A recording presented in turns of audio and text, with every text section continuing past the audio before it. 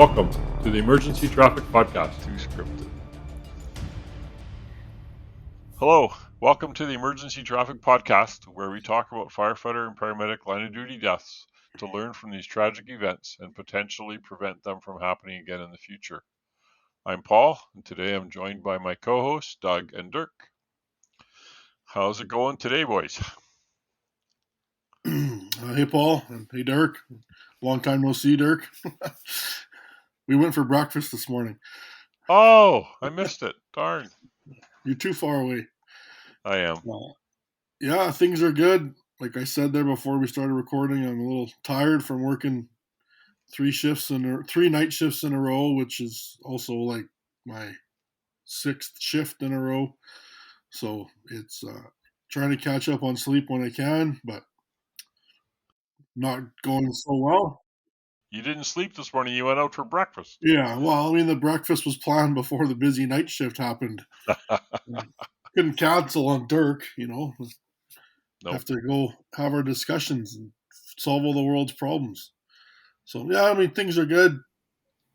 Wife and kids are out of town at the in-laws, so alone at home, so doing some recordings here with you guys and working some extra shifts and trying to get sleep when I can, but Oiler game tonight, big Oiler game tonight, so that'll be fun to watch. Hopefully they win on the road to the playoffs here. But still not reading any books. You're still reading the same book. Yeah, that's my life right now, I guess. How about you, Dirk? Well, breakfast was nice. Thanks for buying, by the way. I think it was your turn anyways, but yeah, well, nothing new really. I think I tamed the cats, so I hope there's no background noises while we're talking. I tired them out. Got my coffee ready to go and the script in front of me, so excited to do this one here. It's always interesting to do Houston, such a big department, and Texas in general. Those Texas fire departments are, I don't know, I kind of like them. Maybe because I live in Alberta, that's the next closest thing. Pretty close. Montana, Texas, Alberta. To Texas, right, Dougie? It's probably Texas. Dougie likes Texas too, so yeah, I'm excited about this one. So let's get it done. Texas just Alberta without winter. Right. Yep. Good. And I'm still reading that same book. I will finish it here soon. It's 1,000 pages or so. And I'm a slow reader, I guess. I only get very limited time. Social media, podcasting, my part-time work, socializing with friends. I mean, it's tough. Retired people never have time, right? Retired people never have time. No sympathy from you guys. It's zero. Okay, Doug, you're up. All right, well, let's get on with the incident then. Okay, introductions. So shortly after midnight on Sunday, April 12th, 2009, a 30-year-old male probationary firefighter and a 50-year-old male career captain were killed when they were trapped by a rapid fire progression in a wind-driven residential structure fire. The victims were members of the first arriving company and initiated a fast attack offensive interior operations through the front entrance. Less than 6 minutes after arriving on scene, the victims became disoriented as high winds pushed the rapidly growing fire through the den and living room areas where interior crews were operating. 7 other firefighters were driven from the structure, but the 2 victims were unable to escape. Rescue operations were immediately initiated but had to be suspended as conditions deteriorated. The victims were located and removed from the structure approximately 40 minutes after they arrived on location. The Career Fire Department involved in this incident serves a metropolitan population of approximately 2.2 million residents and the total daytime population of more than 3 million in an area of 618 square miles. They had 3,600 uniformed fire personnel at the time of the incident. Operate 262 fire apparatus, including 86 engine companies, 37 ladder trucks, 6 of which are tower ladders, 12 booster engines, which I think the rest of us would call like a bush buggy or a wildland rig, a mini pump, if you will.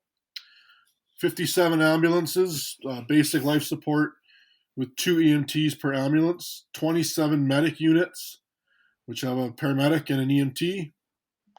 19 squad units with 2 paramedics assigned. 18 airport rescue fire apparatus. 10 evacuation boats, 10 inflatable rescue boats, and 6 personal watercraft. That's a lot of airport fire apparatus. Well, there's 2 airports in Houston. And it's the only airport I've ever seen that's not international. It's intercontinental. Yeah. Whatever that means. That's how it should be, intercontinental. Unless you file off international, then you can call yourself. Everything's bigger in Texas, so they have to make their airport sound even bigger. The fire department operates 2 rescue units and 1 heavy rescue unit, plus 3 hazardous materials units. During the 2008, the fire department responded to just under 600,000 total runs. That included 212,000 fire responses and 380,000 EMS responses. The fire responses included 48,000 fire events. Almost 1,000 fire events a week.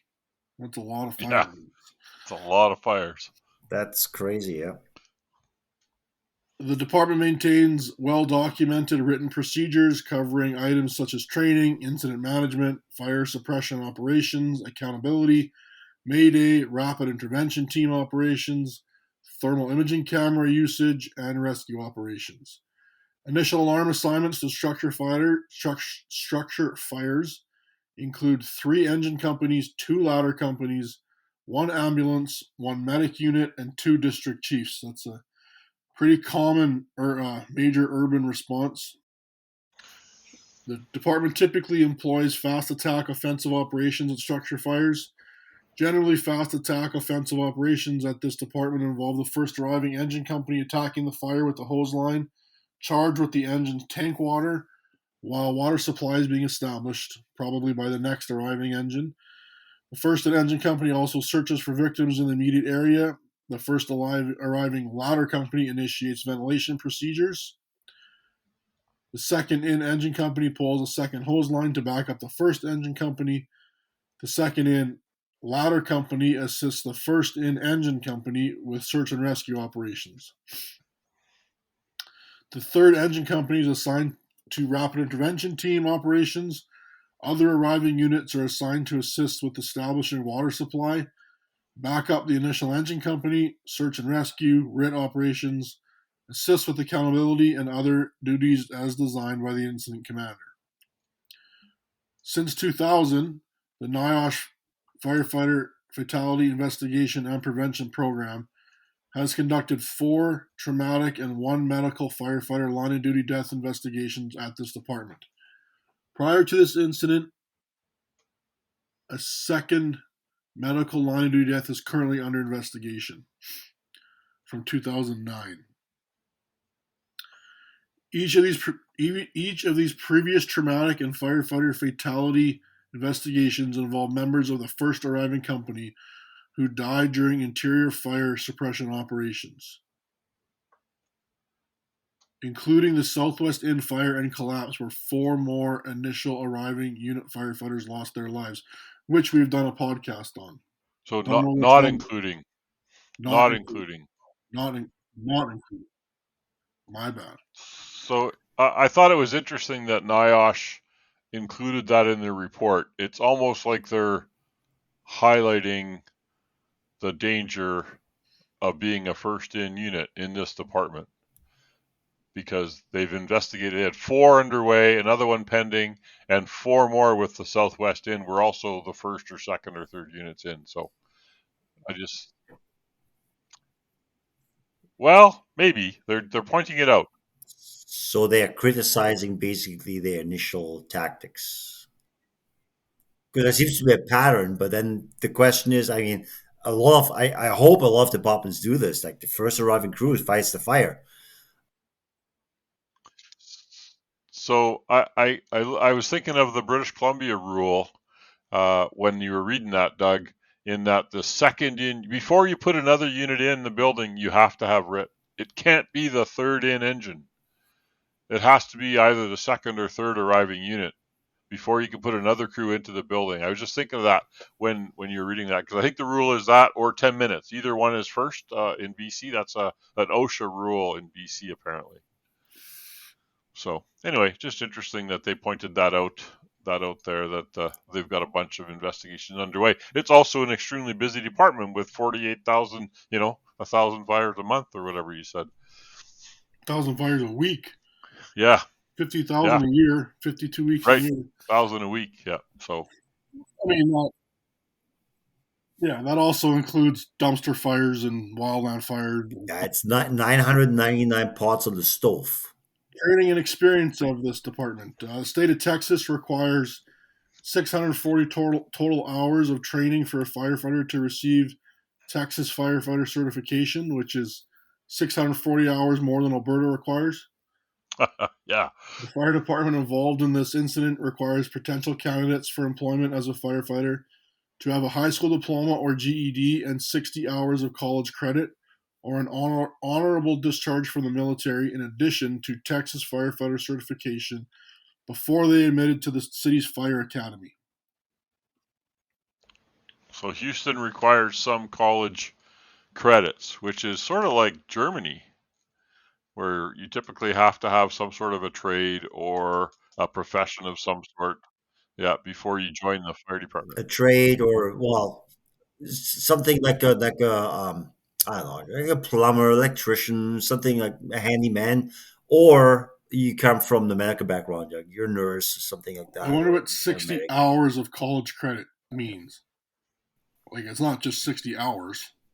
No, 60 hours of college credit would be like couple semesters or something. Yeah, like I think Vancouver requires 30 credits, which is 1 year. Okay. You have to have, I know they did it one time. So I don't know why that really matters. Like, why do you need to have a little bit of university to be a firefighter? Well, if it's something related, I could see that. But as I just said, like my philosophy degree, I don't think it would help me with becoming a firefighter. So just having college credits, not sure if that does anything for you being a good firefighter or mediocre one. Who knows? Maybe it's just the way of trimming their applicant pool from 15,000 people to 5,000 people. I don't know. Yeah, it's for people that really want the job, right? You got to put some effort in and invest a couple of years or 3 years because I really want this job and these are the requirements. So you just got to do that, or you join the military. Victim number 1 had been employed at the fire department less than 1 year and was a probationary firefighter. He received basic firefighter certification from the fire department training center. He was also a certified emergency medical technician. He had previously served for 9 years in the U.S. Army. Victim number 2 had been employed at the fire department for approximately 30 years and had received numerous training such as basic firefighter certification, engine company operations, pumper operations, I don't know what the difference is, high-rise firefighting, search line or tag line training, roadway incident operations, ventilating metal deck roofs, radiological monitoring, electric accountability system, operations, crew resource management, medical issues, MRSA, forcible entry. The bulk of this training included hands-on training provided by the fire department. He completed 37 hours of fire department sponsored training in 2008, 20 hours in 2009. He had previously completed several college credits, and had been a captain since 2004. He had also been a certified fire service instructor since 2004. The fire department dispatched 3 engine companies, 2 ladders, 2 chiefs, an ambulance on the first alarm, like we said. Some district chiefs are assigned as an incident command. Some are assigned an incident command technician who is a firefighter that assists the chief with a number of duties, including assisting at the command post during major incidents. In this incident, the district chief who became the incident commander did not have an ICT assigned to him. Also, a safety officer is not routinely dispatched to first alarm residential structure fires. After arriving on scene and sizing up the structure, District Chief 26 assumed command. He requested upgrading the incident to a 111 assignment at approximately 0021 hours, which resulted in the following additional units being dispatched. District Chief 46 with an ICT, Engine 23, Captain, Engineer, 2 firefighters. Once firefighters were determined to be missing, the ICT requested a 211 assignment at approximately 0026 hours. Additional resources were dispatched, including 4 engines, 2 ladders, 2 chiefs, 1 rescue, 1 safety officer, 1 cascade, 1 rehab, 1 tower unit, a communications van, an ambulance supervisor, and the shift commander. All engines are staffed with 4. I think all fire units are staffed with 4 engines, ladders, and rescues in this department. Yeah, the report just said engines, but I think you're right, Doug. And interesting. So the 111 must be, it's a full alarm. Give me the extra, 1 or 2 engines and a chief, and then the 211 second alarm, a whole bunch of more engines. 111's like fill the box in your words, Fill the right? box. Working fire. Yeah. Right on. Yeah. And I love it. Got Doug talking blue card. Blue card didn't invent some of these terms, No, I know. I'm just razzing you. What's a box? What's a box? That's right. That's what I used to get from a lot of the students. Now I think about it, I think Houston might have 5 people on a ladder truck. I'm not completely certain on that, but anyways. Makes sense with the dense population density to meet 1710. Yeah. They're definitely in the 1,000 per square mile or whatever. And we should maybe clarify, since this is in the southern United States, that a rescue is a heavy rescue fire truck, not an ambulance like some southern places call Okay. rescues. Okay. So PPE, at the time of the incident, each firefighter entering the structure was wearing their full ensemble of personal protective clothing, consisting of turnout gear, coat, pants, reed hood, issued by the fire department and constructed of the same material as the turnout coat and pant ensemble, helmet, gloves, boots, and a self-contained breathing apparatus. The department issues portable handheld radios to all firefighters by assigning radios to each apparatus riding position. After the incident, the Engine 26 captain, who's victim number 2, radio was found on the apparatus. Victim number 1 radio was found on his body turned off and on the dispatch channel. So might as well have been on the apparatus also. Yep. Structure involved in this incident was a 1-story ranch-style residential structure of Type 5 construction. The structure consisted of traditional wood framing with a brick veneer exterior and contained approximately 4,200 square feet of living space. That's a big house. Big house. Texas. Everything's bigger in Texas, hey? The original structure, especially for being in a city, that's a really big house, not out on some. So it's a rural area, though. Okay. Yeah. The original structure was built in the late 1950s with multiple improvements and additions to the property, including an in-ground pool, a pool house, a detached apartment building with an electrical generating windmill approximately 40 feet high. The windmill had been non-functional for approximately the previous 10 years, but heavy gauge 3-phase copper wiring used as part of the electrical service entrance ran through the concealed attic space along the length of the structure. Some of the renovation work included the addition of a vaulted ceiling and skylights added over the master bedroom and bathroom areas, along with an addition of an exercise room and office area at the rear or Charlie side. All exterior walls were brick. A glass atrium was also added that enclosed the patio at the rear of the family room or den. While the structure was severely damaged by the fire, evidence suggested that some of the renovation work resulted in a double roof at the rear at the Charlie Delta corner of the structure. The double roof produced a void space with fuel, asphalt shingles, framing lumber, sheeting, etc. Void spaces can create hazards for firefighters, especially avoid spaces that contain high fuel loads, exposed framing lumber, wood products, and high energy fuels like asphalt roofing shingles, plastic pipe, insulation on wiring, etc. Yeah, I was involved with one of these, a big renovation project at a community arena. They were building a new roof to expand the two arenas that were existing, with a sort of in the middle. The two arenas were left standing, but they completely demolished the in between and built a new big 2-story structure. So they had to cover the roofs of the arenas. And upon fortunately we were involved in some of the discussions. Actually, the city didn't bring us in, the fire department, but the construction company said we want the fire department to be involved in this.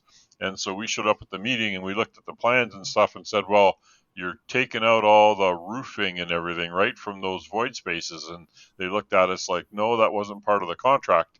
And we're saying, well, you're not closing them in unless you take all the roofing material off and or sprinkler that area. So after quite a bit of back and forth and of course additional cost, the city had to go ahead and pay to have all that removed, because we were worried of exactly this scenario. Is a fire got going in there, it's going to be rocking and you're going to have a huge fire in a void space that you can't get at. You don't even know it's there and it's burning. So it's a real problem. It's very confusing. Yeah, we had a fire here in the city. Can't remember, a couple of years ago, I'd say, during renovations, and the interior crew were told by command, "Hey, we got fires showing from the attic, like from on the roof." So they go up there and poke their head into the attic space, and there's nothing. And they were sitting right where command says, "No, there's fire there," and it's like there's nothing here. And it was the same thing, like way back then. They put a second roof over top of the old roof, both pitched, but you couldn't tell from the outside. It's just the outside was burning and the inside wasn't. So they put it out, so they got it under control, and it's a beautiful building now. Yeah. Not sure if they fixed that though. Yeah. I doubt that. I Because remember the cost for that here in is Lacombe years ago doing a training thing, and I went around the city and took pictures of all the apartment buildings with roofs added. Right, you can just tell if you look carefully at a building and the roof line. You go, that's another roof that's been added on top, and very hard to put out sometimes. It's good to look around your area, your first due, your town, whatever, and notice these things so that when you go there for the fire, you can say, "Hey, I remember. There's two roofs here." Yep. The city's fire arson investigators determined that the fire was accidental in nature and originated in the electrical wiring above a hallway closet near the master bedroom. Automatic closet light activated by the door. This is a pretty nice house, I think. They got all the Yes. every little doodad they can have. They got.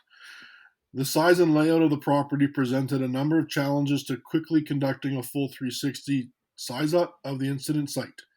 Chain link fences on both the Bravo and Delta sides extended from the edges of the structure to enclose the pool and patio areas located to the left, which is Bravo, and the rear, which is Charlie's side of the house. A brick and masonry wall approximately waist high also extended out from the Alpha Delta corner that separated the residence from the adjoining property. The house sat at the top of a steep embankment supported by a retaining wall. Immediately behind the rear patio and deck, the embankment dropped almost straight down approximately 11 feet to the bottom of the retaining wall, where the backyard sloped downward for several more feet. The brick wall on the Delta side and the chain link fence enclosing the pool and patio areas restricted access from the sides and the rear. The property was bordered to the rear by a small pond and marsh that extended into a bayou located to the southeast. Made it really easy for firefighters. I just love that, the bayou, down on the bayou. High winds may have been a contributing factor to this incident. At the time of the fire, weather conditions in the area included a temperature of 69 degrees Fahrenheit, which is 21 Celsius, 68 to 75% relative humidity with sustained winds from the east, southeast at approximately 17 miles per hour, 27 kilometers, gusting to 26 miles per hour or 50. 10 firefighters interviewed by NIOSH investigators reported changing winds during the incident. At times, smoke blew across the street, obstructing vision in front of the fire structure.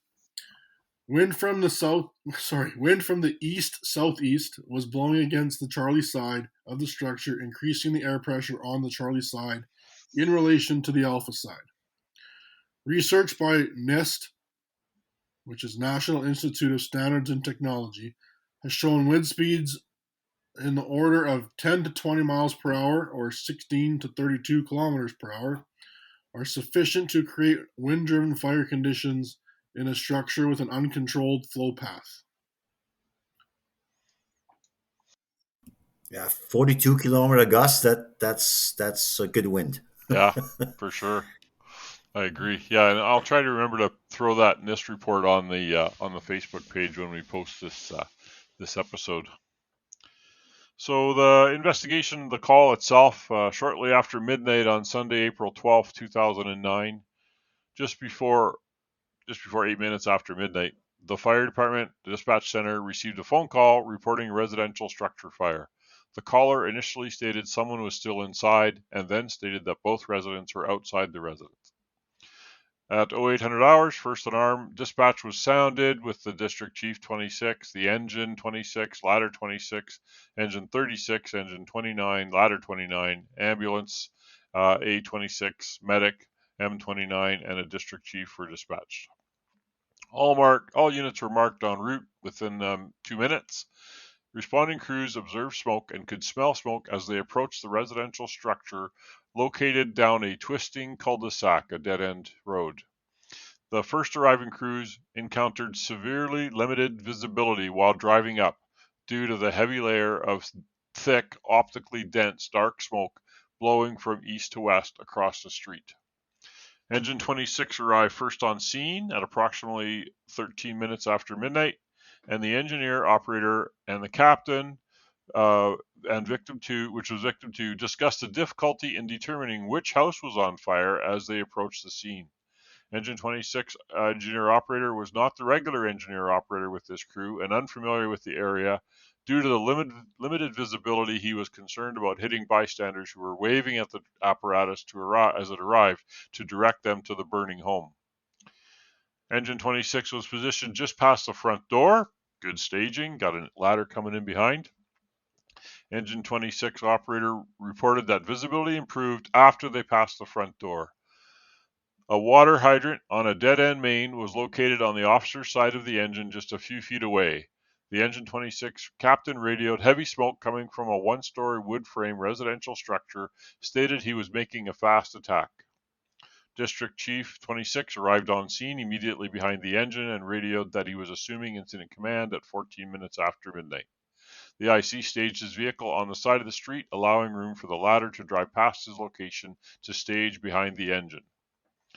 Ladder 26 arrived on scene just a few seconds later and radioed that they would be venting the roof. The Ladder 26 captain reported observing fire at what he described as the turbine vents near the peak of the roof. Engine 36 arrived next, just a minute after. The IC radioed that the electronic accountability system was in place just before 16 minutes after the hour. Engine 26 probationary firefighter, victim 1, started to pull a pre-connected handline from the officer's side of the apparatus and was instructed to pull a pre-connect from the driver's side instead. After determining which house was on fire, victim 1 and the Engine 26 firefighter number 2 in the riding position pulled the 1 3/4 pre-connected handline 200 feet in length to the front door. Engine 26 firefighter number 2 also carried a TNT tool. What's a TNT tool? It's a phosphor entry tool. Yeah, I don't think many departments use that anymore. So it's kind of like It's not like the K tool that cuts off the lock. No. yeah, I'm not sure. Okay. Engine 26 captain, victim number 2, arrived at the door with a pry bar, and the captain and the firefighter forced open the steel security bars, and punched the lock out of the front door. The captain kicked open the front door, and the crew observed heavy, optically dense smoke and heat just inside the doorway. A TNT tool is like a little, I just Googled it. It's like the size of an axe, but it's kind of a sledgehammer / axe, and the other end is like a pike pole. Interesting. We got a note here. So, following the incident, the engine 26 captain's thermal imaging camera was found lying on the floor outside the structure near the front door, which is also not good. We've seen that a few times. On the seat of the Yep, truck, on the cement unfortunately. wall. Yeah. Ladder 26 captain immediately sized up the structure from the front yard and instructed his crew that they were going to vent the roof. Ladder 26 crew quickly gathered 16-foot ladders, 2 big rotary powered saws, and an 8-foot pike pole.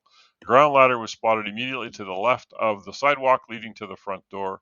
Ladder 26 captain and a firefighter climbed the roof. A second 20 ladder firefighter climbed at the top of the ladder and served as a spotter for the firefighters working on the roof. Engine 36 arrived on scene with the others. He was instructed by Incident Command to advance a backup line to support the Engine 26 crew who were going in first. The Engine 36 engineer operator was instructed to skull drag by hand. Oh, okay.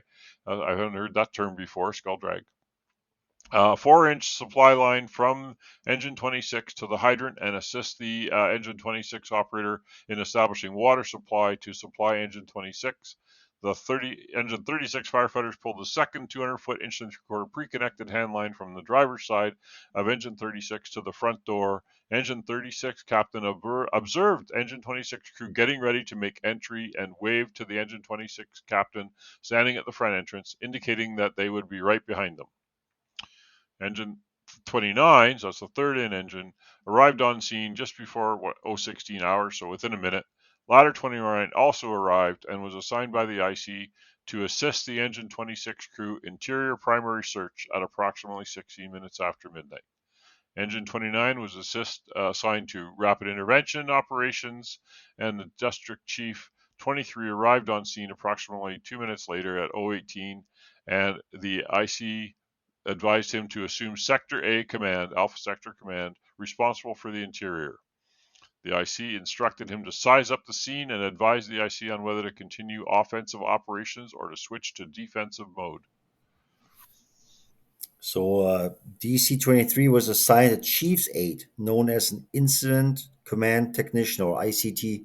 Upon arrival on scene, DC-23's vehicle was staged behind the other emergency vehicles. DC-23 was assigned Sector A command, and his ICT assisted the IC at the command post. So at least they have one FIT or ICT there, which is good. The Engine 26 initially waited at the front door and then advanced the hose line into the house, standing up while waiting for the hose line to be charged. The Engine 26 probationary firefighter carried the nozzle forward, followed closely by the captain. The Engine 26 engineer operator supplied water to the hose. When he saw the crew begin to entering the front door, his view was restricted by the optically dense smoke, of course. As the crew advanced down the hallway, they encountered a piece of furniture or fallen debris that was blocking their advance.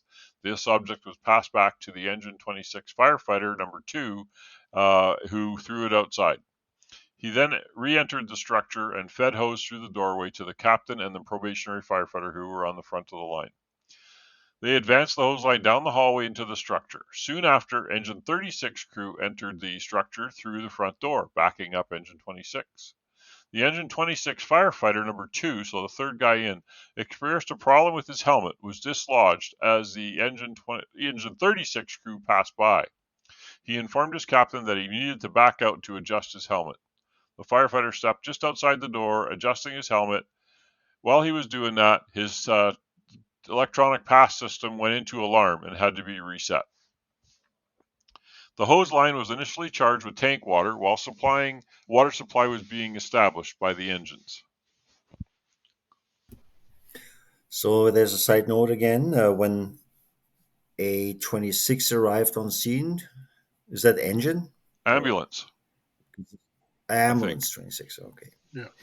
Yeah. The driver assisted the Engine 26 and Engine 36 engineer operator in dragging supply lines to establish water supply, while the Ambulance 26 EMT reported to the command post to set up and operate the T-Pass accountability system. Ambulance 26 driver was working an overtime shift and was normally assigned as an engine operator on an engine company at another station. The engine 26 engine operator received assistance from engine 36 engine operator and the ambulance 26 driver in operating the pump and establishing the proper discharge pressure on the hose lines. See? Integrated EMS. You got extra resources at scene. Isn't that wonderful? Unless they're at the hospital. No quips from Doug. I'm surprised. Okay. My only quip is who's being the ambulance if they need an ambulance. Well, there's another one coming, and they're right there. They're like, they can jump off and do that if they need to. Good point. After adjusting his helmet, re-entered the engine 26 firefighter number 2 re-entered the structure, but could not locate his crew as the other crews had entered the hallway in front of him.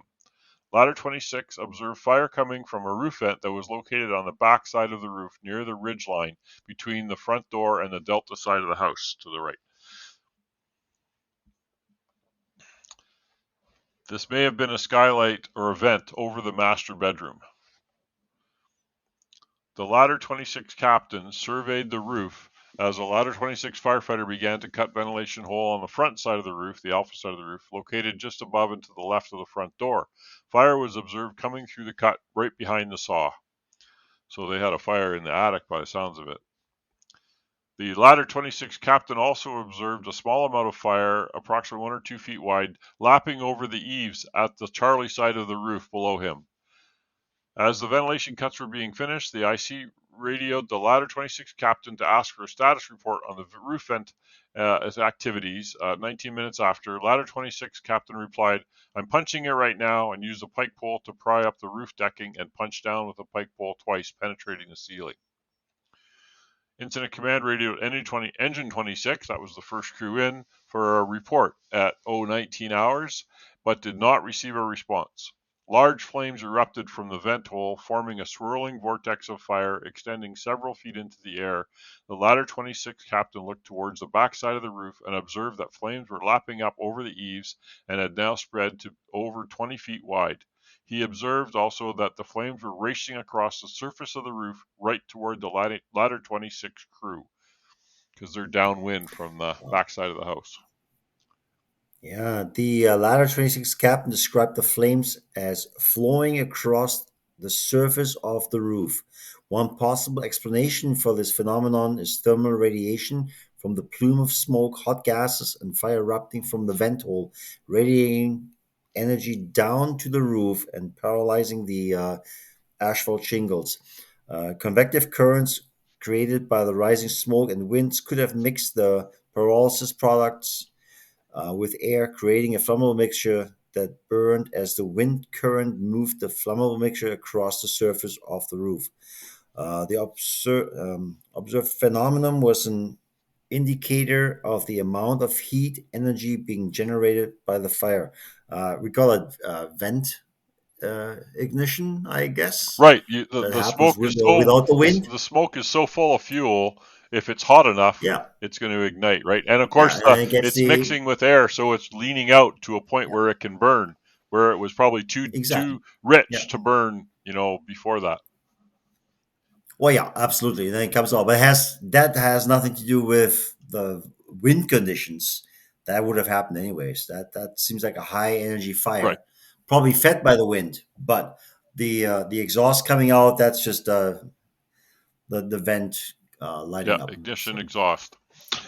After exiting the roof, Ladder 26 crew moved to the delta side of the structure to do a 360 walk around size up, but their attempt was stopped by the masonry and chain link fences separating the structure from the adjoining property because they went on the delta side.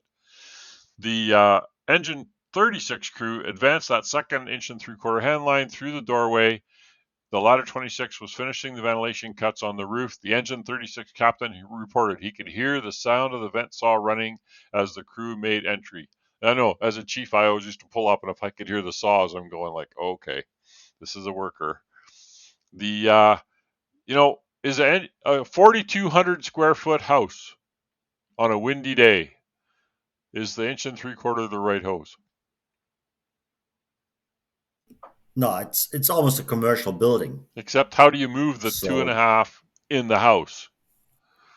you instead of bringing in a backup line, you assign the second engine to your first Right. hand line, and now you have 8 guys on the 2.5 or whatever they use, and that turns into booster line. If you There you ask go. me, There like you go. if you Okay. have Yep. that many guys on that line, that would be Good. So they advanced that second line. The Engine 36 firefighter carried the nozzle, followed by the captain and the other Engine 36 firefighter. The captain reported he had to crouch down to see under the smoke layer, that he attempted to use his thermal imaging camera to search for the fire, but the smoke was so thick in the hallway that the captain could not see the tick screen right in front of his face. At least it wasn't all white this time. I couldn't see it. The smoke is so thick. And why is the smoke so thick? Because they're in the chimney, right? The Engine 36 captain reported as he crouched down to peer under the smoke, he could see the legs of Engine 26 crew 5 or 6 feet in front of him, possibly standing upright, just before they disappeared into the smoke. Engine 36 crew advanced 10 to 15 feet down the hallway when the captain began pulling ceiling in the hallway with a pike pole that was carried in the structure by one of his firefighters. Engine 36 firefighter with a nozzle informed the captain that the hose line had just been charged from Engine 26 tank water, he thought, right at the start, and the captain continued to pull ceiling. Suddenly, intense heat forced the Engine 36 crew to the floor, and the Engine 36 firefighter with the nozzle opened the nozzle, began flowing water through the hole in the ceiling above their heads. So one of the Engine 36 crew members reported seeing a red glow in the attic overhead as the ceiling was being pulled, which is obvious if the fire's in the Yeah, ceiling and the They attic. they did their I like he had a pike pole and he poked the ceiling. That's a lot of places, especially in a commercial structure, that they don't do that, and then they get caught by the fire over their head. AKA Charleston is a perfect example of that, right?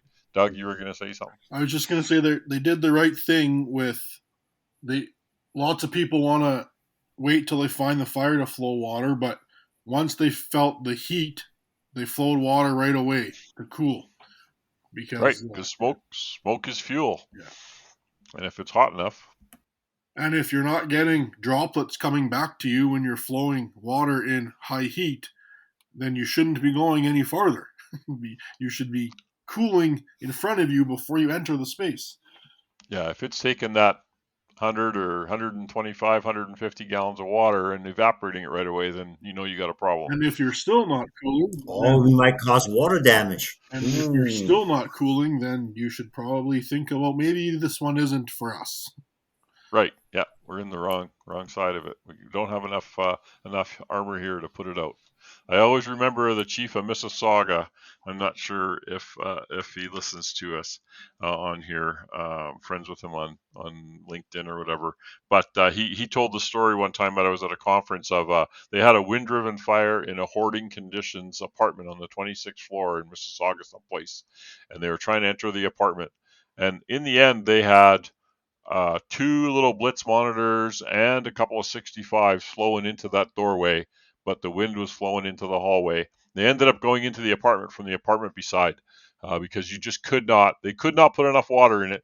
2 500 GPM monitors and a 65, and they couldn't enter. So I always think of that with the wind. It's like, there's no way. The Engine 36 firefighter with a nozzle backed up. He came to the doorway to his left that led into the living room. He observed fire overhead behind him and to his left with an orange glow that reached almost to the floor. Engine 36 captain reported hearing another loud whooshing or roaring sound behind the crew. At this point, Engine 36 crew advanced a few feet into the living room when fire continued to burn overhead and the heat continued to intensify. Water from their hose line did not appear to be having much effect on the fire. Ladder 29 crew assigned to assist Engine 26 in the primary search, so they proceeded to the front door to make entry. The Ladder 29 captain was first to enter the doorway following a hose line that led through the door and went straight down the hallway. The Ladder 29 captain and 2 firefighters immediately felt the heat at the doorway and had to drop to crawl into the house. The conditions worsened as they advanced along the hose line to the house. The crew had to stop to move debris out of the way, possibly a board that had dropped down or was blocking their path. The Ladder 29 captain reported that at one point, he briefly saw legs of firefighters in front of him, either the Engine 26 or 36 crew, and he also reported that he knew a hose line was being advanced, so he could feel that hose line pulling. Yeah, both Ladder 29 and Engine 36 crew members reported briefly bumping into other firefighters in the hallway. This may have occurred as the Engine 36 crew was retreating from the hallway into the living room, and the Ladder 29 crew was advancing into the hallway. The Ladder 29 captain reported that he attempted to use a thermal imaging camera, but the screen was obscured by high heat readings. The Ladder 29 crew could hear a crew, possibly the Engine 36 crew, flowing water in the living room to their left. Ladder 29 captain observed the hose line that he was following was no longer being advanced. He also reported the smoke layer dropping to the floor almost as they followed the hose line. As Ladder 29 advanced, the captain became to a closed nozzle lying on the floor with no firefighters around it. That'd be a terrible feeling. It's like you're going along, you can barely see it. Oh, what is that? It's a nozzle. Hang on a minute. Where's the people that had this nozzle? He began to work the nozzle overhead and side to side. He began to feel a heat behind him and turned to observe fire blowing out a doorway to his left, possibly the doorway from the den to the living room. Ladder 29 pulled the nozzle back into the doorway. The Ladder 29 captain continued to work the nozzle until he heard the incident commander radio to go defensive, right? Emergency traffic. Changing tactics here. Emergency traffic. Yeah. So the Ladder 29 captain reported that the fire conditions were growing worse and the water was not effective in knocking down the fire. He also reported he appeared to have good water pressure up to this point. I wonder if he mentioned that he didn't find anybody there. Right, on the radio. We've got a On the nozzle, radio. but no firefighters. Yeah, it doesn't talk about that. That's a good point. At approximately 2100 hours, so we got here at what? The call came in at 08. We got here at quarter after or 14 after. The IC radioed Sector A command and asked if the crews needed to be pulled out. At approximately 21 hours, same time, as Ladder 29 crew backed down the hallway, they encountered the Engine 36 crew coming from the living room to their left. Both crews exited the house through the front door. So the rapidly deteriorating conditions observed by both Engine 36 and Ladder 29 crews, possibly made worse by the high wind conditions, may have caused the Engine 26 captain and firefighter to become disoriented. I gotta add this. It's like Ladder crew found the nozzle with nobody on there. They didn't call a mayday, and now they're thinking the engine 26 cap and the firefighter became disoriented. I think that's pretty obvious when they weren't on the hose line. Yeah, right?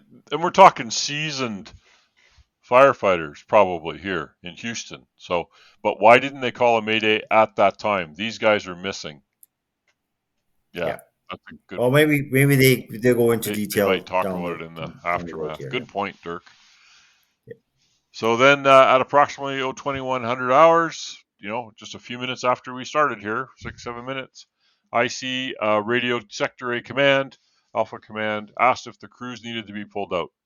And IC radioed Sector A command and asked for an update on the interior conditions. At approximately this time, the incident was upgraded to a 111 incident.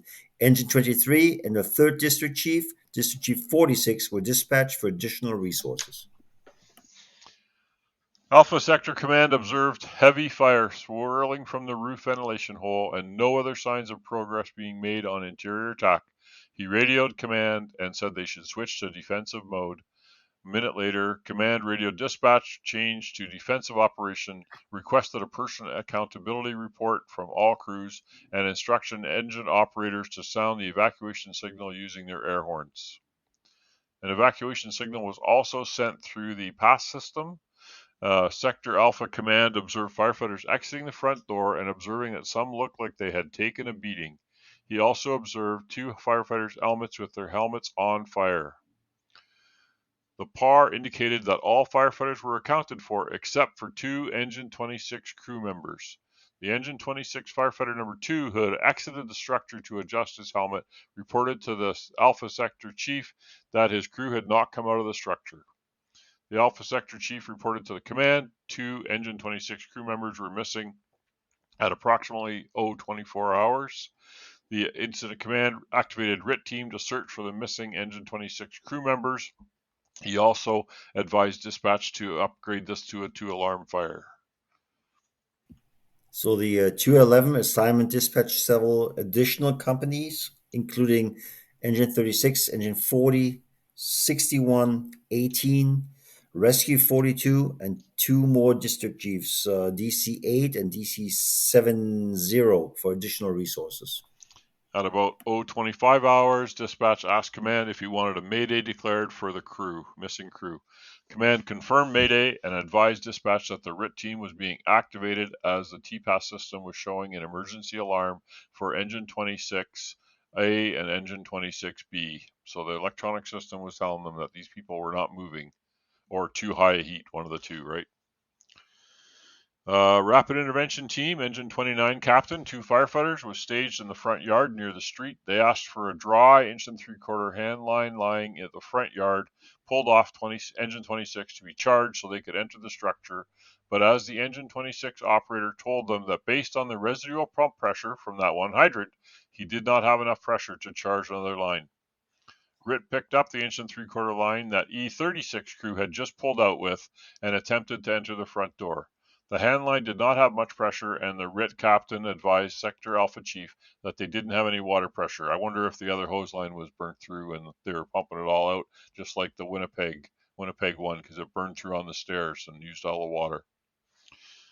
While at the front door, the windows to the left of the door self-vented and fire began to roll out the windows and lap up over the eaves. The RIT captain's turnout gear started to catch fire, and his crew members had to pat him down to extinguish the fire on his coat. Yeah, the RIT captain was standing near the front door and likely under the roof overhang. All PPE examined by the NIOSH investigator was NFPA compliant, so the fire observed on his turnout code may have been resulted from burning debris dropping from the burning overhang or possibly the roof itself, liquefied asphalt material in the roof shingles dripping down. It was also reported that the RIT captain's SCBA harness strap was on fire. Yeah, well, not good. RIT was not able to make entry due to the fire conditions. At approximately 028 hours, Alpha Sector Chief requested another PAR, and all crews were accounted for except the missing Engine 26 crew members. At approximately 030 hours, command instructed Ladder 26 crew to set the ladder pipe up for master stream operations. Alpha Sector Chief directed the operation of the ladder pipe and assigned the RIT crew to take a hand line to the delta side of the structure. While Engine 29 took an uncharged 1 3/4 hand line, we're stuck in that 1 3/4 mindset, to the delta side and waited several minutes before the hose line was pressurized. The water supply consisted of 2 4-inch supply lines running from the hydrant to Engine 26 and a single 4-inch supply line running from Engine 26 to Ladder 26 to supply the ladder standpipe for master stream operations. Engine 26 was working hard. The hose line was eventually charged. Engine 29 crew worked on the delta side, fighting fire and protecting the adjacent house. As the ladder pipe was being set up, the Ladder 26 captain and firefighter crawled in the front door following a hose line. The captain used his thermal imaging camera to scan the area in an attempt to locate the missing firefighters, but the interior conditions were so hot that the image on the screen turned white. They advanced further down the hallway a few feet with fire rolling above them and behind them. They backed out. The captain briefly discussed interior conditions with the Alpha Sector Chief, and then the Ladder 26 crew members crawled in the front door a second time. The master stream began to knock debris down around them, and they had to back out to the outside. After the change to defensive, Ladder 29 crew was assigned to take 2.5-inch hand line to the garage door. The crews had to wear their SCBA while operating hand lines on the exterior because, of course, they're on the downwind side of the house, right? Firefighters worked the master stream and exterior hand lines for approximately 15 minutes, knocking down the heavy fire District 46 chief arrived on scene at 0:35 when assigned as Charlie sector with the Engine 29 crew assigned to him. Due to the fences and the layout, they could not walk to the rear of the structure, so the Charlie sector chief reported back to the front of the house. Yeah, so at some point, the Engine 29 crew breached the chain link fence to gain better access to the D site. But they should have done it a long time ago, I think. Yeah, But yeah, I agree. Engine 35 and Engine 40 arrive on scene, and they're assigned to Alpha Sector to stand by for a writ. Additional companies arrived on scene. Engine 35, Engine 40, Engine 61, Rescue 42 were assigned to report to a District Chief 46 at the front of the structure. The Alpha Sector Chief advised IC that part of the roof had burned off the structure and had been weakened, but crews were preparing to go offensive to search for the missing firefighters. 46 hours, the Alpha Sector Chief advised command that the conditions have improved enough for crews to go back inside and resume search and rescue operations. Incident Command instructed Ladder 26 to shut down the master stream, and crews were assigned to enter the front door. Alpha Sector Chief advised the IC he was now Interior Command. Engine 61 crew entered the front door, started a left-hand search through the living room area. As they passed the front living room window, the crew heard a pass alarm across the room to their right.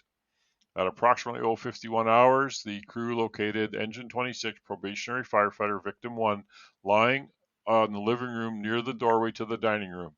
Victim 1 was found on his knees, slumped over a piece of furniture covered with a small amount of debris, his face piece still on. Engine 35 crew pulled another inch and 3/4 off of Engine 36, advanced the hose line through the front door, also proceeded to their left, heard radio traffic that Victim 1 had been located. The Engine 35 crew entered the dining room, observed reflective trim in the turnout clothing worn by the Engine 26 captain, Victim number 2. At 0:52 hours, Interior Command radioed that Incident Command that both missing firefighters have been found. The Engine 26 captain, Victim 2, was found just inside the dining room doorway. The Engine 26 captain was found lying face down with his face piece on. Unclear as to whether rescuers heard the pass on Victim 2 or not. The pass base did not receive an emergency alarm from both victims. Both victims were pronounced DOA at the scene. It says that the T-Pass base did receive an emergency alarm. Oh, did. Sorry. Yeah, did receive. Thanks. Following the incident, the fire department conducted pump tests on Engine 26, evaluated the hydrant pressure that it was connected to. Engine pump 26 were found operational. The static pressure and flow rate were found within their normal ranges. The cause of the water pressure problems experienced by different hose lines was never determined. Oh, so they didn't have a leaking hose line or something. Interesting. According to the arson investigators' report, the fire originated in the electrical wiring above the hallway closet near the master bedroom, accidental in nature, believed unknown how long it burned before the residents observed the fire in the closet and exited the structure. This developing fire burning in the void space produced a large volume of fuel-rich excess pyrolyzate and unburned products of incomplete combustion. First arriving companies did observe optically dense, thick, dark smoke from a one-story residential being pushed by sustained winds across the street. They obscured visibility in the street, making it difficult to determine which house was on fire. And of course, the roof vent crews also observed flames coming from the roof-mounted vent and a small amount of fire lapping over the eaves on the Charlie side, which was the windward side. So it's lapping against the wind up to the roof. And the kerf cut also had fire in the hole. Moments after the roof was vented, the fire conditions changed drastically as the fuel-rich smoke and gases ignited. The carpet and furniture upholstery in the living room and dining rooms where the victims were found was unburned, indicating that the flashover did not occur in these areas. Other areas of the house were more heavily damaged, master bedroom, bath, exercise room, by the fire that continued to burn after the fatalities occurred. So the conditions can vary considerably from compartment to compartment, and flashover can occur in areas other than living spaces. It is likely that a ventilation-induced flashover occurred in the roof void and flames extending from this compartment entering the living room space below. It is important to emphasize that flashover is a rapid transition to the fully developed stage of fire development. Contributing factors. The occupational injuries and fatalities are often as a result of one or more contributing factors or key events in a larger sequence of events that ultimately result in the injury or fatality. NIOSH investigators identified the following item as key contributing factors in this incident that ultimately led to the fatality. Inadequate size up prior to committing tactical operations. Lack of understanding of fire behavior and fire dynamics. Fire in a void space burning in a ventilation controlled regime. High winds. Uncoordinated tactical operations, particularly fire control and tactical ventilation. Failure to protect the means of egress with a backup hose line. Inadequate fire ground communications, and failure to react appropriately to the deteriorating conditions. So they made a few recommendations. Recommendation number one, fire departments should ensure that an adequate initial size up and risk assessment of the incident scene is conducted before beginning interior firefighting operations. How many times have we seen this as recommendation number one on a line of duty death? Full 360 degree size up conducted early in the incident may have identified the conditions on the Charlie side, the condition of the atrium windows, or other factors that could have influenced a change in the operational tactics used during the event. In this incident, first arriving company officers concentrated on a fast attack on the front Alpha side entrance and on the roof. First arriving companies could have observed three sides of the structure, Bravo, Alpha, and Delta, but visibility was limited due to the amount of optically dense smoke blowing across the street. Incident commander established a command post behind the first three apparatus that arrived on scene, and a complete 360 was not attempted until after roof ventilation crew descended from the roof after completing roof ventilation at 020 hours. But the 360-degree size up was not completed due to the brick wall and the fence, and another 360 walk around was attempted when the arriving district chief was assigned to Sector Charlie, but he turned away from that too. I think it said that he didn't get there. So I mean, get a ladder, get a saw, get a chain, and pull a fence with a chief's buggy. Yeah, so I took some notes on that point. I just bring it up here because the first thing I noticed is when the roof crew, the roof ventilation crew went up there. Not sure if you mentioned blue card, but the roof sector for me is also, and I maybe we did this in a previous podcast, but the roof sector should do the 360 because they're on the roof. They can just walk over there, look down the Charlie side, and see the chain link fence, see all this before they left. But they did their roof cut, came down, and then attempted a 360. That could have been done right from the get-go, first before they even start cutting a hole, and yeah, start the ventilation. I think he mentioned like we have fire on the backside lapping over the eaves. Now, and Doug, you mentioned this on a previous podcast, is that, go up on the roof and look at the back. That's just something that's normal. Now, this is a residential, so they're thinking residential because it's a house. It's not a flat roof. It's probably quite a peaked roof. And so maybe that's why they didn't feel comfortable going to the edge of the backside. It was windy. I don't know. I'm guessing. Doug? Well, yeah, and maybe it was super smoky up there, so they didn't want to venture too far away from what they had to do. And right. There's lots of factors we don't know about, but good point, though. Yeah, but usually that would be the job of the roof crew, right?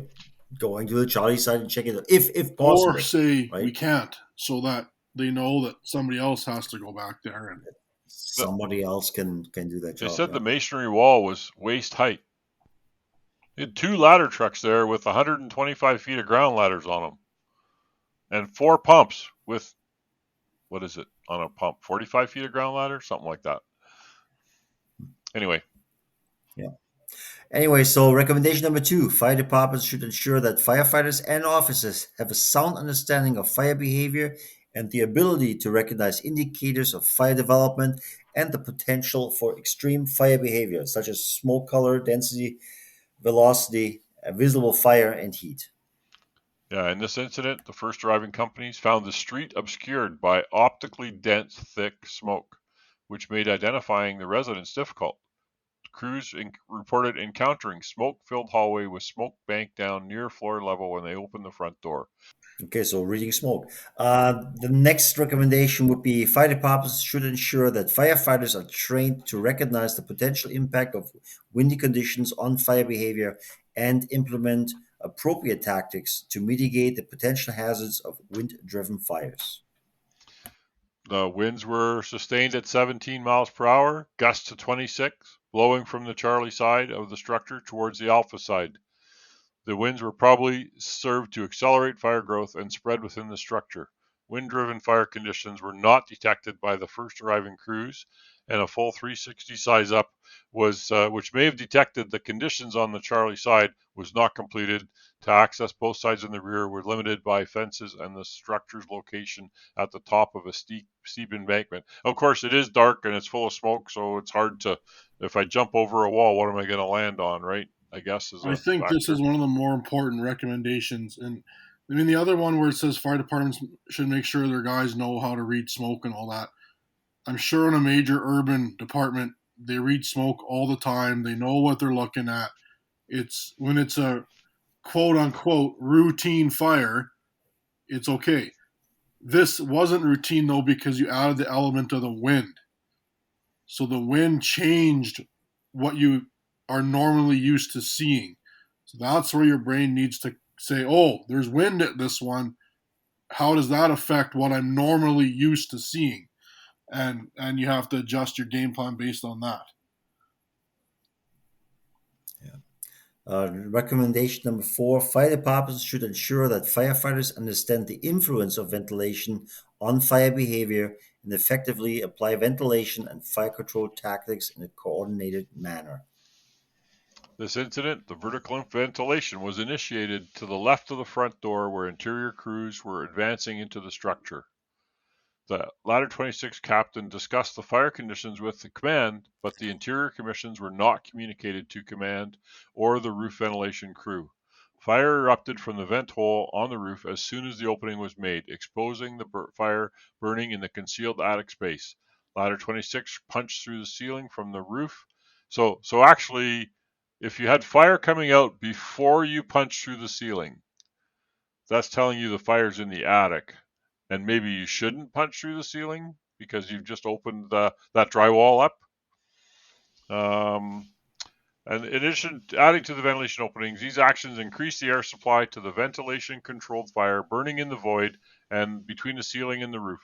Flames on the attic ignited the fuel-rich smoke on the ground floor. Rapid fire development on the ground floor may have resulted in the failures of the windows on side Charlie, providing a flow path for the wind-driven fire from Charlie to Alpha, and Alpha is, of course, where our guys were. So, from what I understand, when they walked in and they opened up the roof to the left, so the Bravo side, close to the entranceway, and they already have flames there, and then they punch through, that means the engine crew is already past that ventilation point. So they basically opening it up behind them, and that should have been. I think that's what they're pointing out, that should be communicated that they found heavy fire, and the ventilation was very close to the entranceway. Usually, you want to go on the opposite Shouldn't side, right? the vent? Not close I'm by. not a big fan of roof venting, but I remember from training is that you're supposed to vent over the fire or as close as possible to it. Here they vented over their crew entering the building. Well, and Yeah. lots of people today aren't fans of vertical ventilation. I think it has a place in the fire service. I'm not completely against it. But even without the vertical part of this ventilation, one of the failures was any kind of ventilation that we do needs to be coordinated with fire attack. You can't turn the fan on if you're doing PPV before you find the fire. You shouldn't cut the hole before you find the fire because the argument is that you want to let the hot air rise off the crews inside out the opening. That's fine and dandy, but the crews have to be in the right spot putting the fire out to create the hot air and steam to go out the vent. If you're just opening the roof willy-nilly without knowing where the fire is, where your crew inside is, or your crew inside not knowing where the fire is and taking action upon it, all you're doing is feeding the fire more. But basic slicers, it's not, identify the flow path, but control it. Control the flow path. The front door was the flow path. If they would have closed the door up to as far as they could with the hose lines, it may have helped with conditions inside, because the front door was the vent, in my opinion. So controlling that door may have helped maintain tenable conditions inside. As far as I understand it here, they're kind of blaming the roof vent for making the conditions worse, and they caused the Charlie side window to open. So at that point, the Charlie side window was not open, the wind was not blowing in, but due to that rapid fire progression, ventilating right where the entranceway is, that's what made it worse. And so closing the door in that case, I don't think it would have done anything. Without really. the vent, then the door would have been the prime controller. Yeah. And I agree with Doug. There is a place for vertical ventilation, but for me, it's kind of like the secondary surge overhaul phase. If I want to get rid of all the smoke and do a proper secondary surge as part of putting out the fire of the suppression, I don't think roof ventilation, like, again, we could take windows, have the same effect on the same level.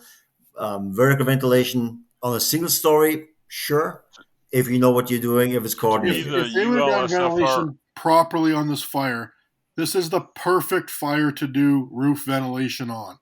It's a fire concealed in the attic space of the building. If the hose line would have been in the proper spot to do attack on the fire and opening up the roof, like, I don't know if I agree completely that the front door was the primary exit spot, because before they, like you said, before they poked holes in the ceiling, the fire was contained to the attic.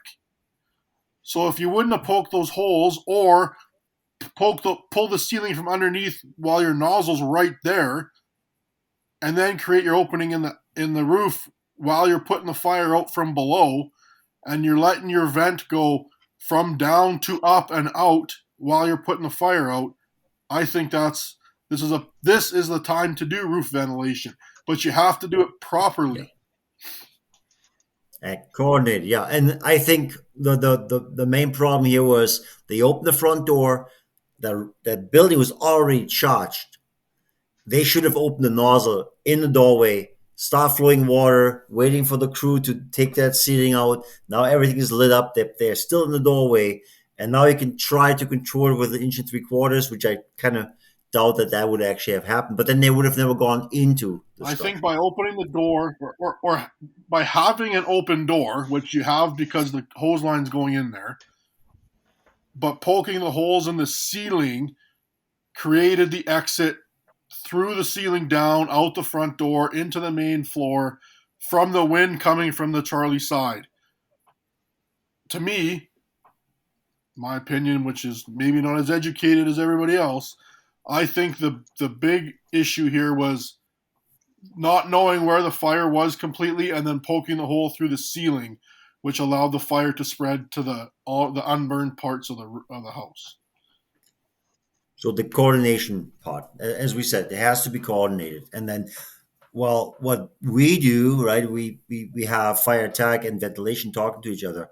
In that case, it was ventilation talking to command and not talking to interior crews asking how are the conditions.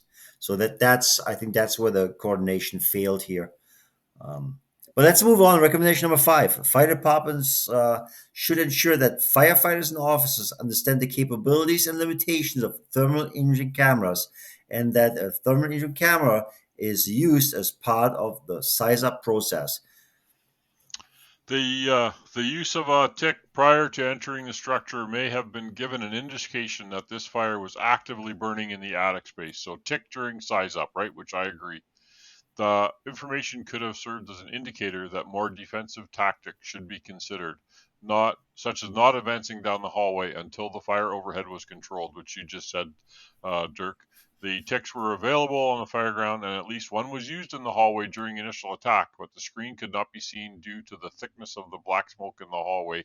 To me, if the smoke is that thick, we're in the fuel, in my opinion. The tick was used during initial rescue attempt, but the screen turned white due to the intense heat in that area. And here's my point again. I made this in the last podcast. Again, as far as I know, based on my research and talking to some subject matter experts, the screen turns white because there's residue building up on the lens.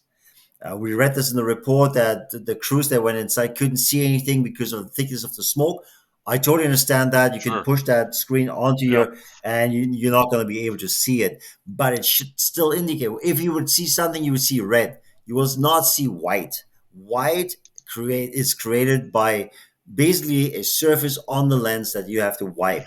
So the first arriving crew, and they usually tell us if they were standing or they were on their knees.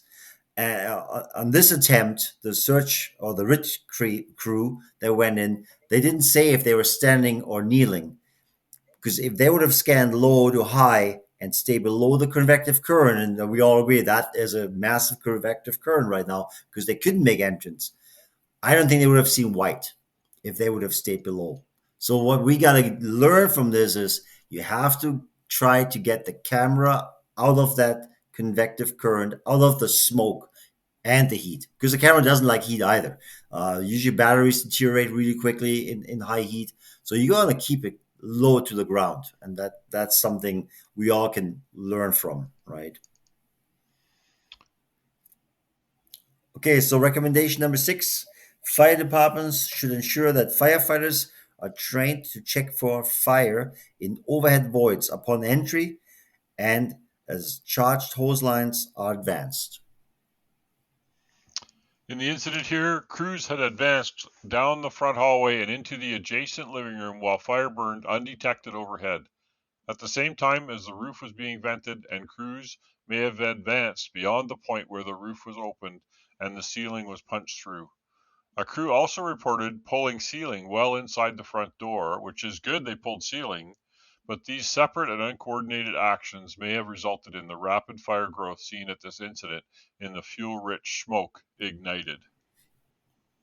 So as I said, before you enter and you have smoke down like more than 50% of the doorway and it's thick black and it's hot, you open the nozzle. You don't enter till you change that atmosphere. Yep, agreed. And then that has nothing to do with the roof ventilation. That house was fully charged and super hot, and it was just waiting for some oxygen. And that was the problem. I made another note here. I'm not sure. I don't think they're going to talk about this, so I just bring it up.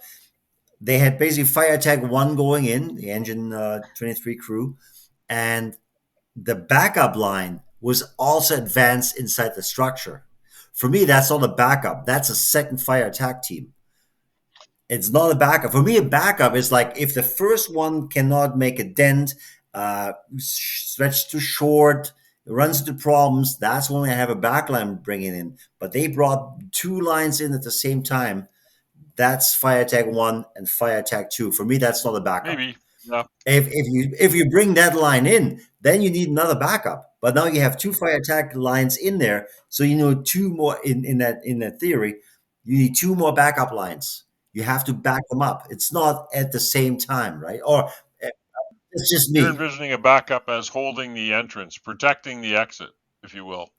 I think that's just semantics of terms you're used to using and terms other fire departments use. I think if I was told to when I say stretch a backup line, I mean go in with the fire attack crew and be their backup. If I was told go be fire attack 2, I'm not sure that I'd be going to the same spot that fire attack 1 is in. I'd be doing my own fire attack somewhere else, not backing up the initial. Yeah, I kind of agree with you, Doug. wording. But for me, it would be super confusing because in our area we don't do that. Like I don't understand a backup crew. For me, the backup the first attack line means, as we said, if you bring a 2.5, I want more guys on the line. So I'm backing up these guys on that first attack line, bringing the second one, and we've been there. You put a charged line on the first line. I mean, this wasn't a contributing factor, but you put two lines on top of each other, none of them is going to advance. I do agree with you though that if a second line goes in, then a third line should be ready to go in. And I go back to being a New York nerd, but when you listen to their progress reports from their chiefs on fires, one of the things they always mention is like we have 3 hose lines stretched, 2 in operation. There's always an extra one that's not in operation that's ready to go. But I want Paul to repeat what he said there just a little bit louder so everybody can hear it. I kind of agree with you, Doug. Oh, I agree with you, Doug. I did not hear that. I agree with you, Doug. You're right. If you've got 2 lines in operation, you need that third. And it should be there. It's in case, I don't know, the nozzle fails, the guy falls and twists his ankle, whatever, has a heart attack. That's what the backup line is there Runs for, out of is air. to back up those people. Runs out of air. You name it. Yeah. You name it. Whatever happens. And that didn't happen. These guys almost operated independently. It sounds actually like they changed their mind halfway. They were going towards those guys, but they couldn't get to them. They saw the fire. They pulled ceiling. It's burning over their head. They had to back out. They couldn't get to back up those guys. And where's the other line? The lines are too small. It's easy for us, guys. I have to say, it's terrible. We're backseat armchair quarterbacks here. We weren't there. But what we want you to do is learn from the discussion about the options, the thoughts, the things that are, we want all of us to think about when we're on our next big one. That's why we're doing the podcast. I hope nobody sees this as like armchair quarterbacking here, because we try to learn from it, absolutely. And at some point, like we were saying, well, they shouldn't be on the roof or they shouldn't ventilate. Well, if Houston does this all the time, right? And this was just armchair quarterbacking. It's like we say, Paul says in the intro to the show, we're trying to learn from these experiences to prevent them from happening in the future, right? So if you think of this fire when you go to a residential wind-driven fire, you might be like, hey, wait a minute. If I do this, guys died doing this. Let's not do that. Okay, so recommendation number 7. Fire departments should develop, implement, and enforce a detailed Mayday doctrine to ensure that firefighters can effectively declare Mayday.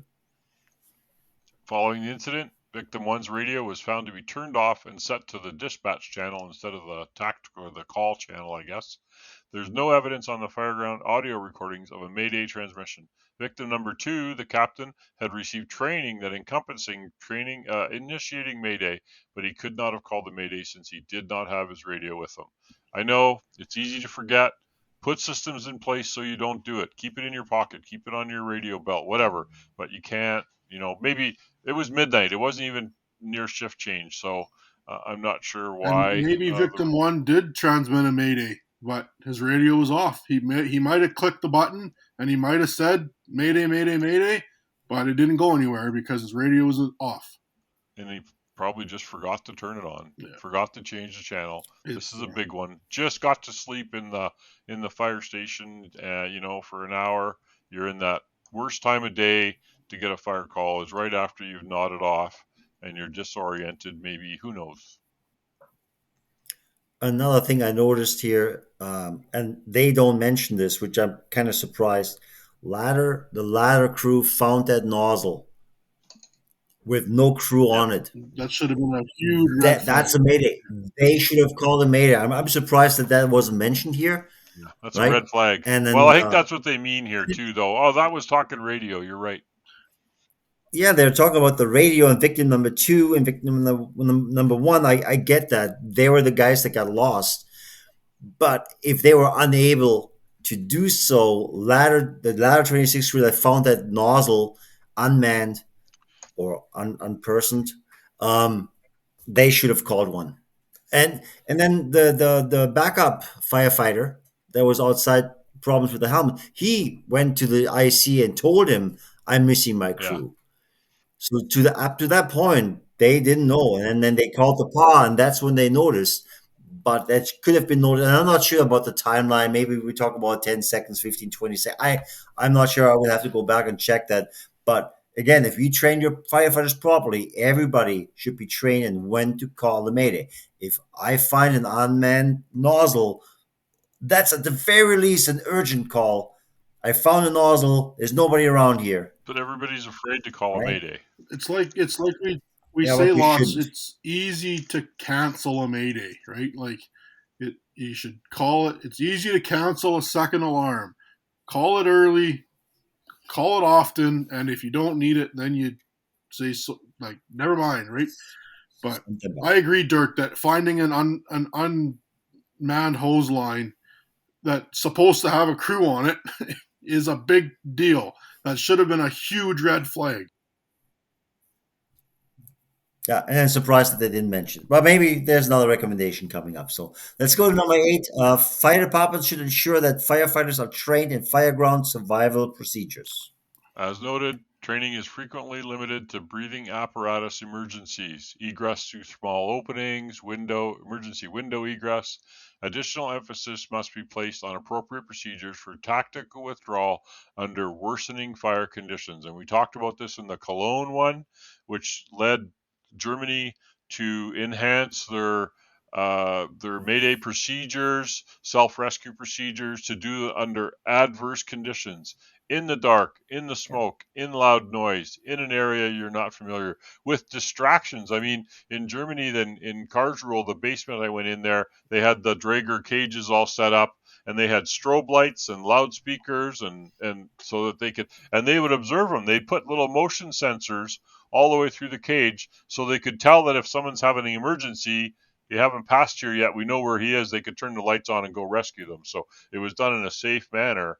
But the Mayday training needs to be under extreme circumstances. Doug, you were with me. You We have to did create the those stress. in Yeah. that house up at the college there. Were you there? We did some Maydays. We pulled people out of the basement and stuff in the dark, right? We didn't have maybe a lot of noise. Well, something else that this like you need to have appropriate procedures for tactical withdrawal under worsening fire conditions. Like everybody wants to be a tough firefighter, right? Oh, I can battle through the heat and I can be an aggressive firefighter.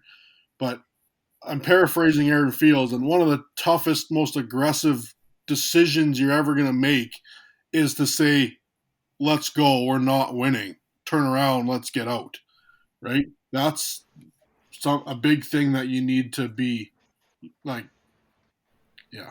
That my point is when that's what I thought of when I heard emphasis must be placed on appropriate procedures for tactical withdrawal under worsening fire conditions is like you need to be able to recognize like what we're trying to do, what we're doing here isn't working.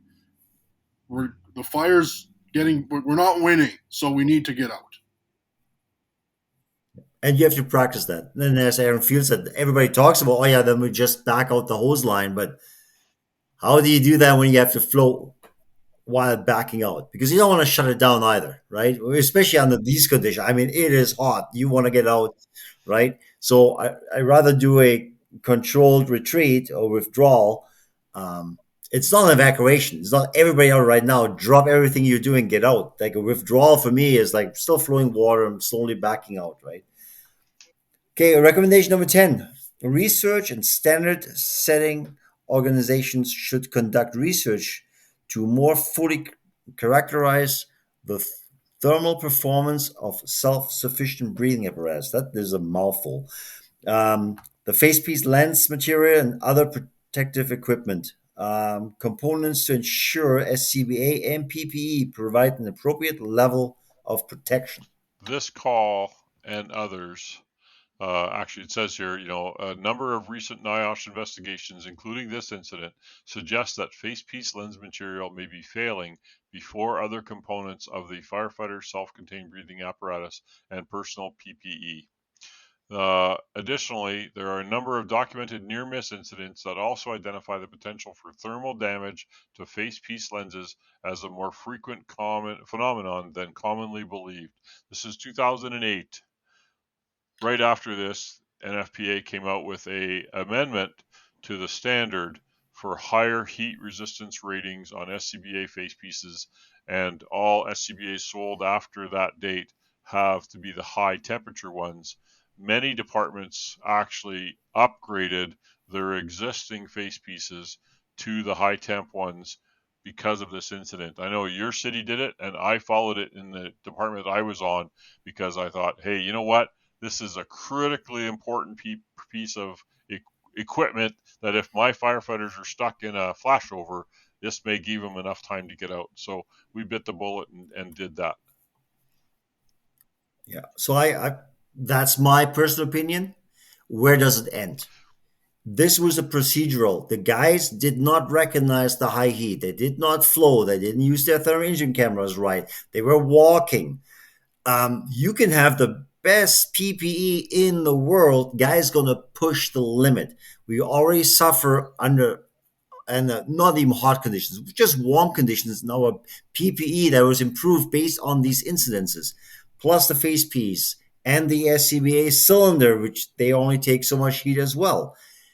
We can encapsulate us completely, and then we even feel less heat, and we're still going to die because we crawl deeper and deeper and deeper.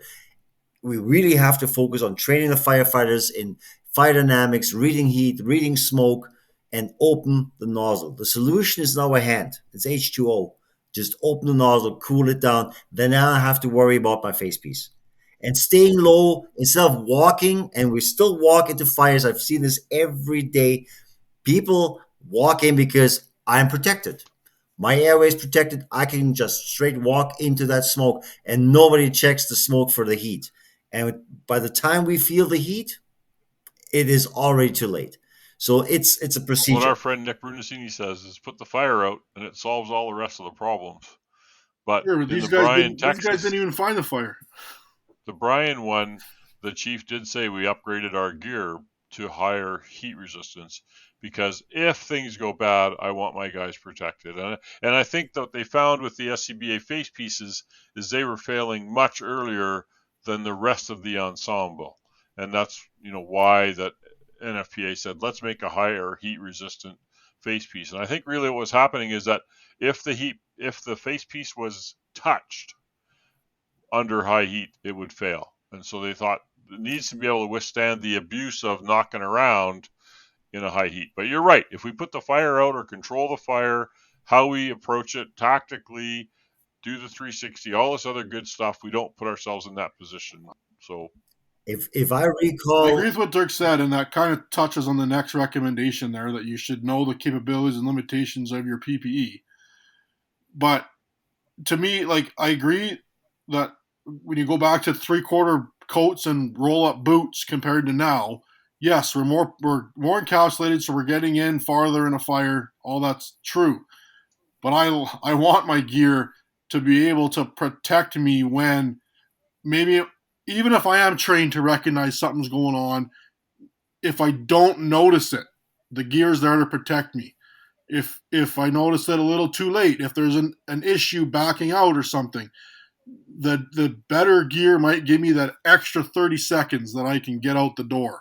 That's what I want the gear for. oh, absolutely, Doug. But again, where does it end? Our gear protects us to 300 degrees right now, but you go into 320 and you'll die.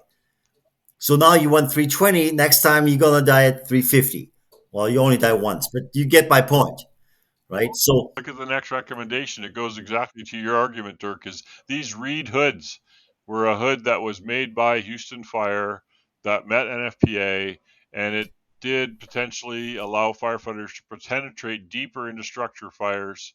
The Reed hood may have delayed the victim's perception of the high temperature in the upper gas smoke layer as they moved about the structure in the upright position. So it kind of goes. and that's the whole argument. Like, how much can we encapsulate ourselves?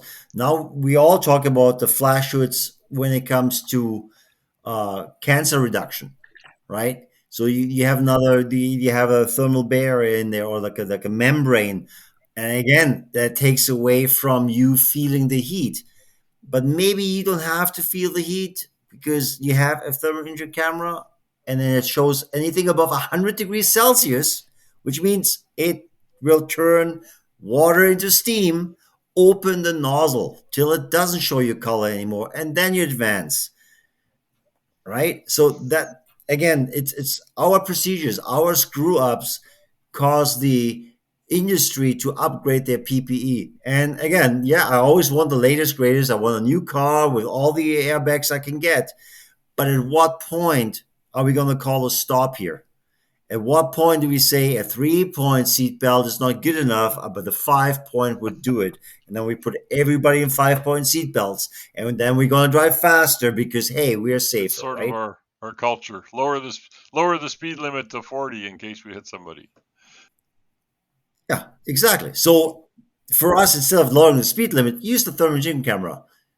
Do more training. Practice more realistic. Like again, all our smoke towers nowadays they don't have real fire anymore. So you don't even see thermal layering. You just see a propane flame, But right? our members are numbed by the routine calls.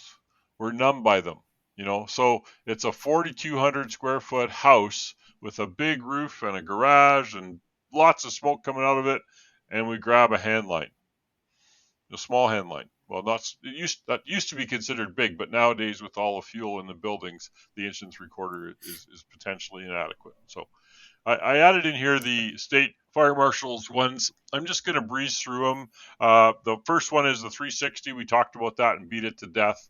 Radio command. We talked about that. They didn't communicate. The radios weren't on. They never got reports back. The thermal imager, we talked about that. To use it, to know how it works, to wipe the lens, start somewhere cool to make sure it's working before you heat it up, etc. They were walking. The state fire marshals. They were in an upright position. Witnesses said they were upright. Why in the world were they walking? Maintained low posture. They were found away Well, from I their can tell you nozzle. why. I can tell you why, because we're all lazy. Crawling is harder than walking. I can cover more distance faster when I'm walking. And that's the whole point. Like 99.9% of the time, walking is absolutely fine. But that 0.1% of the time when I open the door and there's more than 50% of thick black smoke coming out that doorway, that means I'm not walking anymore. If I can't see my feet, be You on your can't knees. see my And we tech in have front of to my nose. and we have to train guys to Yeah. recognize that, right? So, maintain a low posture or actively engage in interior firefighting operations. They were found away from the nozzle and hose line. Maybe a big thermal blast disoriented them, it says, to separate them from their line, but maintaining contact with the hose line is critical. Abandoning the nozzle and hose line meant leaving the only lifeline and pathway to the exit of the structure. Same thing in the other one we haven't released yet, but it's coming soon. The Coleraine one went upstairs, lost contact with the hose line, got disoriented, ended up in another part of the house, and then collapsed. Self-rescue techniques, finding the hose line. Entry was made before ventilations were completed, placing the interior crew between the fire and the vent. The other one were fire departments, familiarize yourself, train on proper techniques. We talked lots about ventilation already and the whole, so that's good. There's actually NIST published at this time, and when DVDs were popular. It's online now. You can go through this evaluating fire tactics under wind-driven conditions since April 2009. Go to NIST and you can look that up. I'll put a link to it on the Facebook page. It talks about wind-driven fires. Chief Jerry Tracy of New York City, Peter Van Dorp of Chicago, Steve Kerber, and Daniel Mazurkowski of NIST talking this and give. It's a good lesson to go. It's a little dated, but it's good learning. It's a tragic incident that could have been prevented. Again, it's a comedy of a multiple bunch of things, right? That caused it. These firefighters to lose their lives at a house that didn't have any people in it. They were out. They were standing in the front yard. And what we're saying, we don't want to armchair quarterback here, and that I think this incident actually caused all this research. Part of it. So all the recommendation, we're not saying these firefighters are stupid. They should have. No. They should have. They should have. They should have. 2008, they didn't know. They just didn't know. We didn't have the research, right? And now we do. So again, let's thank these two brothers that they sacrificed their life to give us a lesson we can learn from, and hopefully that doesn't happen again. Yeah, it's good that we can go over this report and discuss it, and maybe someone will listen to it, and maybe it'll help. Yep, I agree. Thanks for listening to another. Say that again, Dougie. Say that again. Thank you, everyone, for listening to another long emergency traffic podcast. We appreciate your interest and hope that you find these interesting and informative. Give us a like, a star, a thumbs up on whatever you listen to us on. They help the algorithm spread the word. And you can follow us on Twitter or Facebook. And you can email us at emergencytrafficpodcast@gmail.com. Guys, be intelligently aggressive. Dirk, this is the perfect one for you to say. Stay low and go. That I left that for you. Okay. Stay low and go for Dirk. See the big one for me. Stealing lines all over the place.